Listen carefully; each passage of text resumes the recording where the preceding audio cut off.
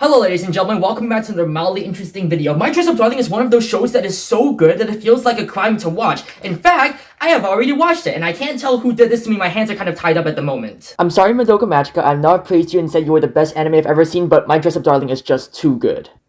I should probably start proofreading my death certificate. I know, you're probably thinking the same thing. You have such a visually stunning and unique show that took a genre that had largely remained the same since its inception in the 1960s and twisted it so much that not only did it revolutionize the magical girl genre for years to come, but it became its own new genre. You have an amazing cosmic horror story, sugar-coated with amazing, colorful yet trippy visuals, telling a very dark story with a descent into insanity, all run by an incredibly twisted love story between two girls that would probably make Christopher Nolan and Makoto Shinkai proud.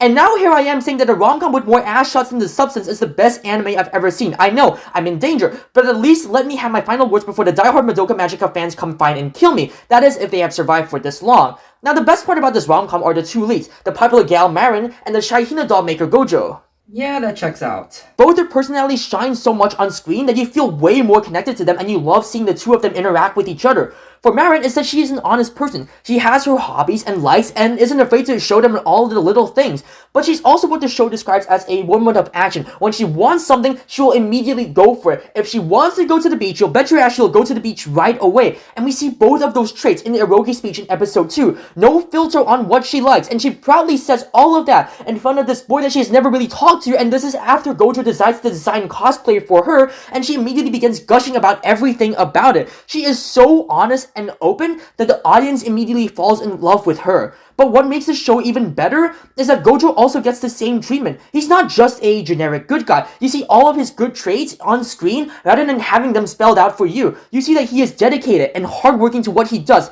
despite fully knowing that almost no one else knows about the art about making Hina dolls, thus making him a loner in school. And that aspect is pulled off in what is perhaps the greatest fake out I've ever seen in any anime.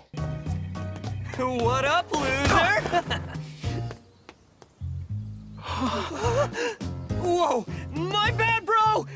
I thought you were someone else!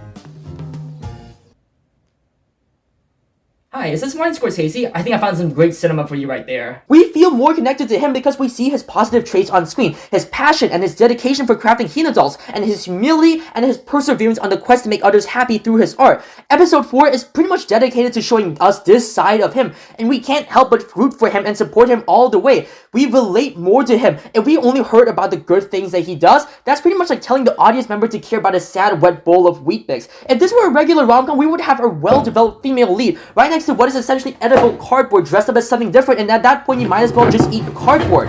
But that's not what happens here. Instead, what we get are two well-developed characters who bounce off each other phenomenally well, thanks to us being able to see what makes them tick in the flesh rather than just hearing it through the grapevine. Marin with her straightforwardness and confidence and seeming lack of shame, and Gojo's humility, perseverance, and love for his art, which fuels Marin's cosplay hobby as the series goes on.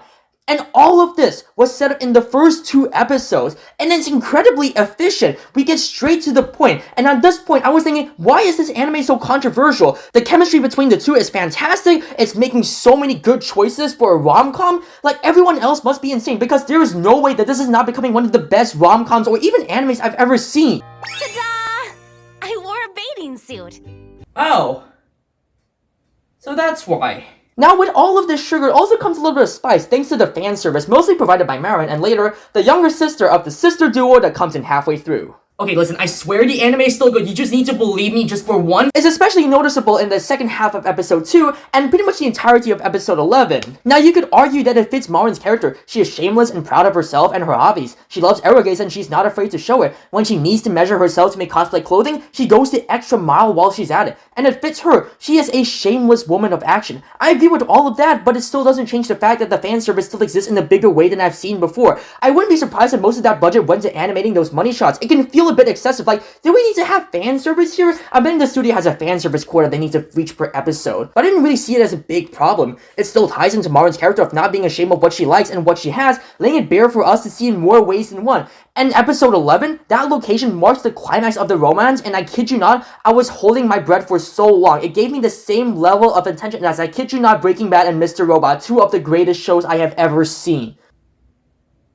Who is Scott will eventually talk about the first Megamind Wozniak, and how do I change that name? And it's not just the romance that we can see very clearly. In fact, the whole show is animated so well and so smoothly, which, considering how many corners they could have cut to make this easier to create, is a very welcome decision. As a wise man probably once said, this is the crispiest show I have ever seen. They did not need to animate this that well, but it is greatly appreciated. It's way easier on the eyes. All of the joy, the sadness, the tension, the chemistry, all of that is so much clearer to see on screen, which once again allows us to connect with the characters more than we could have before.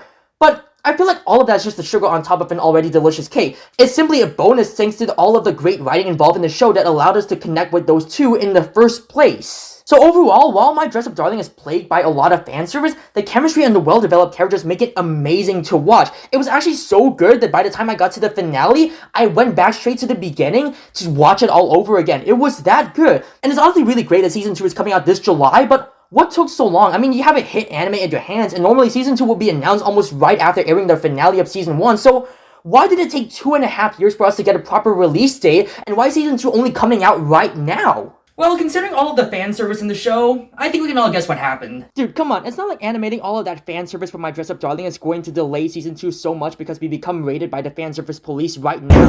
FBI, open up!